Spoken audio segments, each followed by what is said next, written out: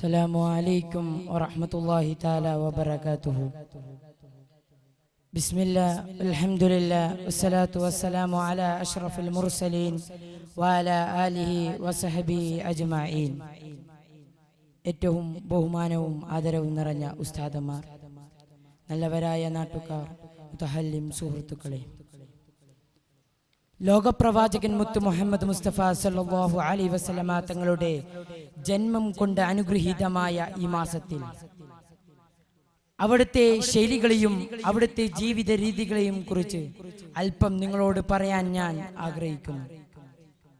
അതിനാഥ തൗഫീക്ക് നൽകുമാറാകട്ടെ. ആമീൻ യാ റബ്ബൽ ആലമീൻ.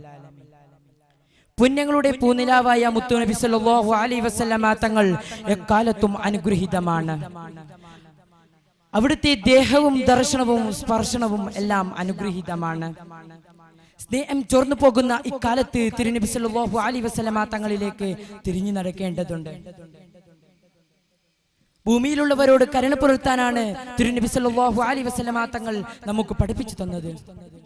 എങ്കിലേ ആകാശത്തിലുള്ള അധിപൻ നിങ്ങളോട് കരുണ പുലർത്തുകയുള്ളൂ എന്ന് പ്രവാചകൻ മുത്ത് മുഹമ്മദ് മുസ്തഫ സല്ലല്ലാഹു അലൈഹി വസല്ലമ തങ്ങൾ നമുക്ക് പഠിപ്പിച്ചു തന്നു. കുഞ്ഞുങ്ങളെ മുത്തം വെച്ച് നബി സല്ലല്ലാഹു അലൈഹി വസല്ലമ തങ്ങൾ സ്നേഹത്തിന്റെ ബാലവട നമുക്ക് പഠിപ്പിച്ചു തന്നു. സ്ത്രീകളോട് നീതി പാലിക്കാൻ കൽപ്പിച്ചു. വയ്യാത്രക്കാരനെയും ദുർബലനെയും അനാഥനെയും ചേർത്ത് നിർത്തി സർവരും ആ തിരുസവിധത്തിൽ പ്രതീക്ഷ അർപ്പിച്ചു. ചെടികളും മരങ്ങളും പറവകളും മൃഗങ്ങളും ഉൾപ്പെടെ എല്ലാം ആ തിരുസവിധത്തിൽ പരിഗണിക്കപ്പെട്ടു.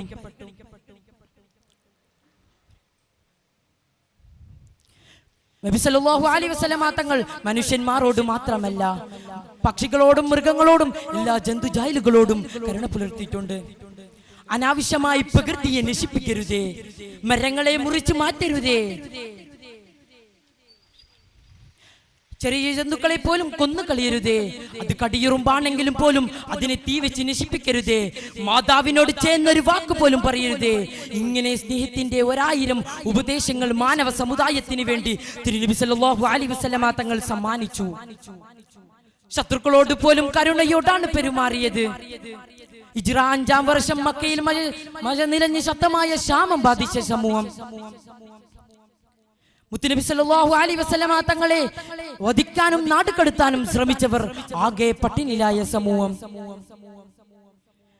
മദീനയിൽ നിന്ന് വിവരം കേട്ട റസൂൽ സല്ലല്ലാഹു അലൈഹി വസല്ലമ തങ്ങൾ പരമാവധി ഭക്ഷണധാന്യവുമായി മക്കയിലേക്ക് ഒരു സ്വഹാബിയെ പറഞ്ഞു വിട്ടു.